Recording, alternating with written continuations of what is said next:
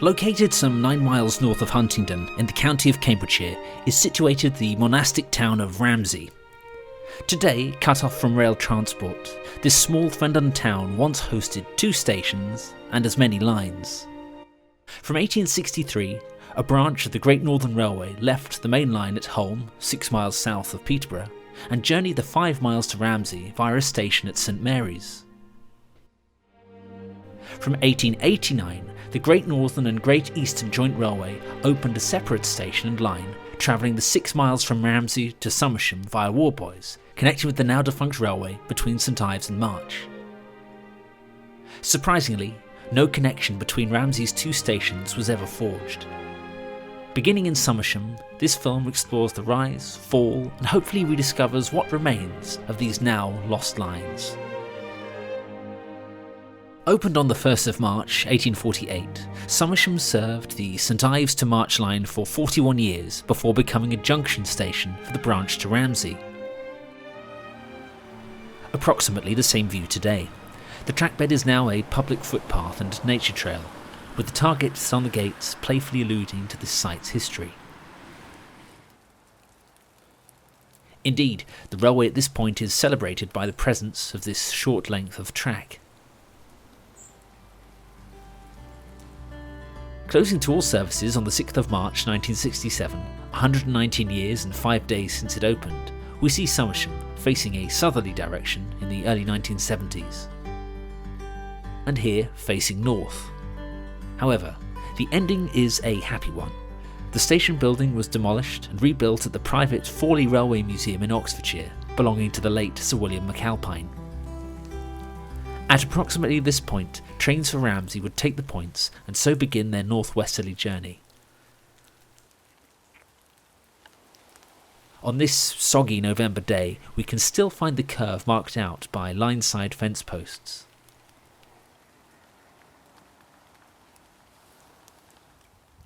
Standing on Parkhall Road Bridge, we face the direction of travel and see that the trackbed has been allowed to flood. After a further 1.5 miles, we can see the railway's straight alignment as it crossed what is now the Lakeside Lodge golf course. For the next 2 miles, the trackbed has been utterly lost beneath the plough. But here on the southern edge of Pingle Cutting Nature Reserve, one can just see the parapet of an occupation bridge adjacent to the nearby farm. As unlikely it may seem in this otherwise flat fenland landscape, there was in fact a cutting at this point. This is all the more obvious as we enter the Pingle Cutting Nature Reserve, which now occupies the railway's alignment. On the margins of the embankment, the distorted remains of railway fence work. At the reserve's southern end, we see one of only a few remaining structures of the railway. Here stands Fenside Road Railway Bridge.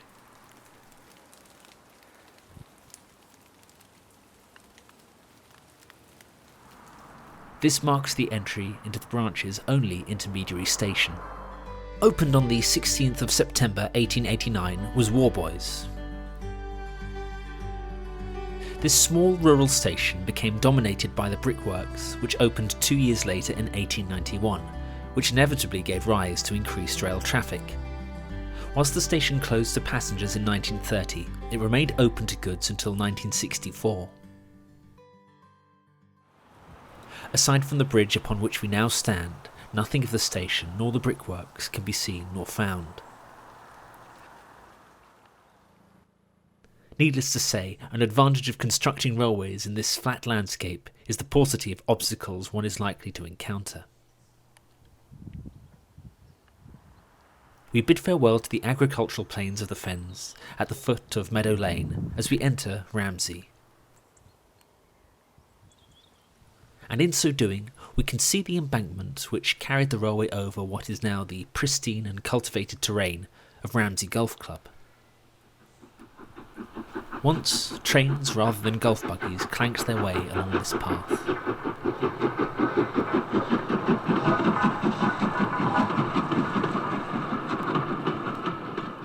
fine order the bridge across high load.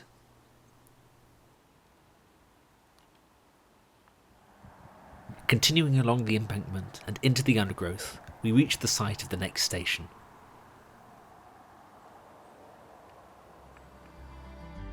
Ramsey East was the terminus of the first of our 2 branch lines.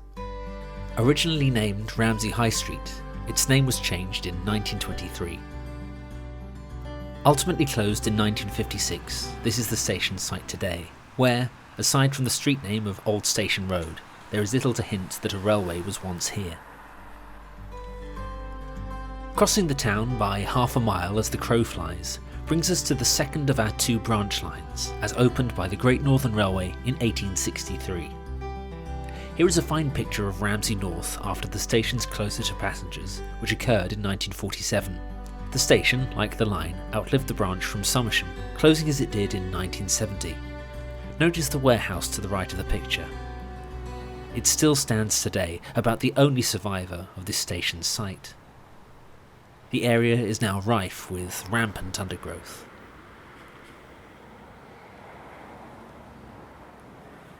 One can trace the railway's course out of Ramsey as denoted by this slightly raised embankment running just parallel to St Mary's Road. After a further 2 miles, we look back towards Ramsey along the overgrown trackbed. It was at this point that trains entered the next station. The only intermediary station on the route, St Mary's, opened on the 22nd of July 1863.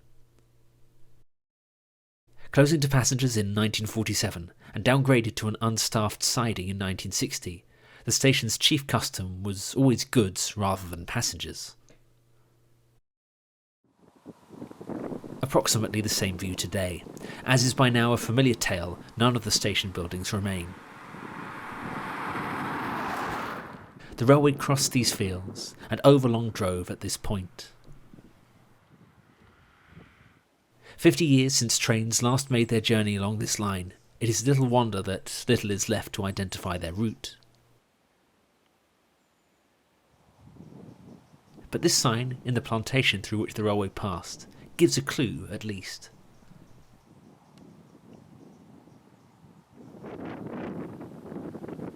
Passing out of the woodland, the railway skirted the southern margin of Holme Fen. The crossing keeper's cottage on Whittlesea Mere still stands, but is now a private residence. It was then a journey of but a mile to the final point of call. Opened in August 1850 was Holme Railway Station. It was not until 13 years later that it became a junction for services to Ramsey. Taken in 1962, the station had, by this point, been closed to passengers for 3 years. This picture, taken in the late 1900s, gives a fine impression of the station buildings, as well as the staff who, more often than not, probably outnumbered the passengers.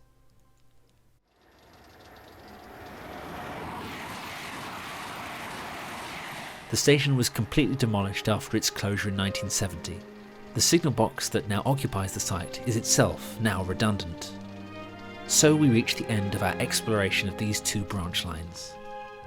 I hope you enjoyed this film. Please subscribe, click your notification bell, share and enjoy Rediscovering Lost Railways.